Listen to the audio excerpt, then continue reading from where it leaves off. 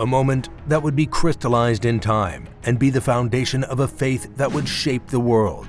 The crucifixion of Jesus has become an eternal symbol in civilization's history. The image of the cross, the figure upon it, the crowds gathering, and the story told from then on have lasted for centuries. But what about the props? Well, it turns out the spear used to pierce the side of Jesus has a centuries-long tale itself.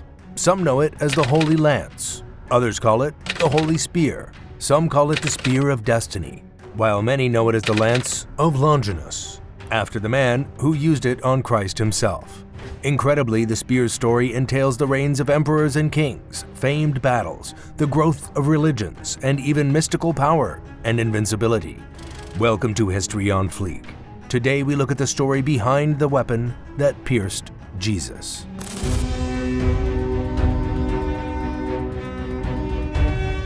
The Holy Lance is an artifact with a long history going beyond the scribings of early Christianity. Though established as the weapon used to ensure Christ's death on the cross, it had a history as a fated weapon of many rulers across history. The spearhead was recovered from the initial site of the crucifixion and then passed down across centuries and rulers, including Constantine the Great and German emperors of the Middle Ages. Wielding the spear would come with its own legendary properties, and it may well have left a profound impression on Constantine. He is believed to have used the mythic spear when leading his forces to victory at the Battle of the Milvian Bridge in 312 AD. It would serve as a symbolic and fitting item for the battle and its aftermath. Constantine's victory led to control of the Western Roman Empire at the time, paving the way for Christianity as the leading faith of the Romans, and soon surrounding Europe. Oh, and by the way, Constantine was the first Roman emperor to convert to Christianity. Just to be clear, the Holy Lance appears in other faiths outside of Christianity. The spear is mentioned in Islamic texts as one of the artifacts of the Last Supper. Antiquity held this spear as much more than a weapon or device, but as a symbol imbued with much meaning and even mythical properties.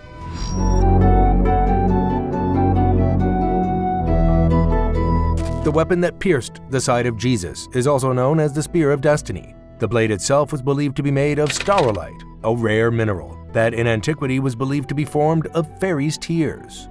Medieval epic poem Parzival would include the Spear of Destiny in the legend of the Holy Grail, believed to be protected by the same knights protecting the Grail itself. The spear holds a long and mythical history that includes an incredible feat. It is believed to grant its possessor invincibility in the theater of combat. Thanks to its believed usage across antiquity, the Spear of Destiny was, in some eyes, a key to the world's power, nothing short of a mythical wand that gave a war leader unrivaled command of armies that could not be conquered. Charlemagne, the first Holy Roman Emperor, is believed to have carried the spear for 47 undefeated military campaigns before the day he dropped the lance. Then, allegedly died right then. The spear was also a property of the German king Henry the Fowler, who would pass it down to the other Saxon rulers. Around the 12th century, the lance would return to the Holy Roman Empire, this time in the hands of Frederick Barbarossa. Yet despite many a century and ruler, the myth remained. Though Frederick had conquered a swath of Italy and would embark on the Third Crusade, the magic behind the Spear of Destiny reared its head. In 1190, on his way to the Holy Land, Frederick is said to have dropped the lance in a creek in Turkey, where he would drown only minutes later. So just to be clear, did this spear keep rulers alive or just consign them to an untimely death?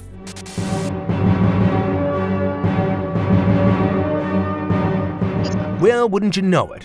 One of history's most legendary artifacts was a prime target of the Nazis. Yes, centuries after crucifixion, the fascist force sweeping Europe, looking to make the world its own, had quite the fixation on all things archaeological in hope of backing their racial supremacist ideology. Allegedly, Adolf Hitler was a regular visitor of the Hofburg Museum in Vienna before the outbreak of World War I.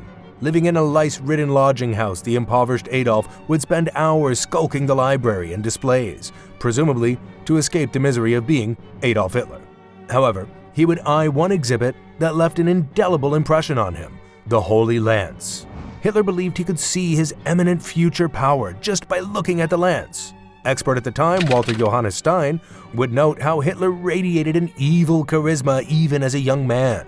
Around 25 years later, this young, evil Hitler was leading Germany and he soon annexed Austria in 1938.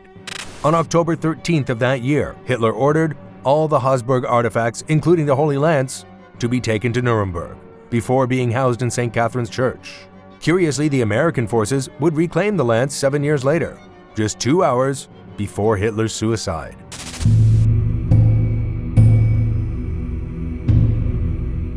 The Holy Spear used on Christ in the crucifixion has long been a source of miraculous and mystical properties in Christian lore. One of the prime examples of this is the legend surrounding the centurion who used the lance Longinus. That's right, the centurion who pierced Jesus' side with a spear was called Longinus. Okay, he wasn't really called Longinus. We know he was an unnamed centurion, and the name probably stems from the Latin take on the Greek word for lance, lanche. Yet, this story's detailed naming of the centurion is emblematic of the amount of Christian writing on the man. While Longinus has gone on to be venerated as a martyr in several Christian orthodoxies, that was not the case in the earlier traditions of the faith. Early Christian literature details Longinus as suffering immensely for his part in the crucifixion. Legend had it, Longinus spent his remaining days of his life in a cave, where he was visited nightly by a lion who would maim him until sunrise, only for his body to heal over the next day, and the pattern would repeat itself for the rest of his life. Evidently, the Lord felt Longinus got it wronginus. Later Christian writings would place Longinus as a Christian convert. Maybe he got tired of being magically mauled in a cave every night, but Longinus would be drawn further into the faith through writings over time. Around the 10th century, Longinus began to be fabled as a recipient of a miracle, one that took place during the crucifixion, no less. Christian writings began to hold the detail that Longinus suffered from weak sight, dim sight, or even outright blindness. This element grew, and soon it was written, "Upon piercing Christ's side with the spear, some of Jesus' blood fell into Longinus' eyes, and his sight was healed. Christ delivers one last miracle on his way out. What a guy." Though excuse this if you will, but if the guy was blind, who handed him a spear to begin with? And if Longinus was blind, who invited him to take part in the crucifixion? And if he was blind, how did he get there? Just thinking out loud, don't mind me.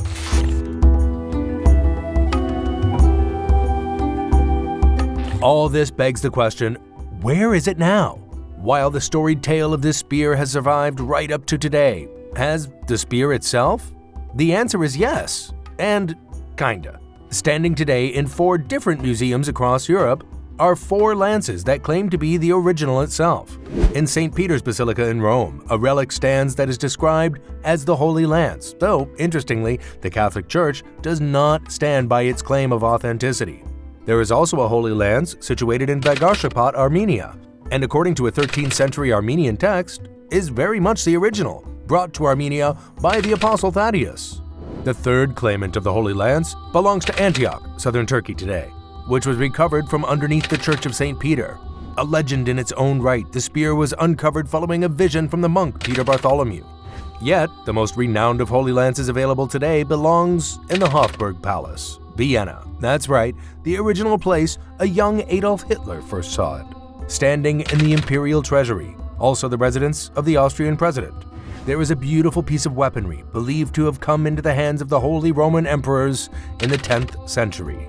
While fascinating and aesthetically fine, 2003 testing dates the spear as early as the 7th century, not quite a 2,000-year-old arm of a Roman centurion. Nevertheless, the legend remains. This is History on Fleek, and we'll see you next time.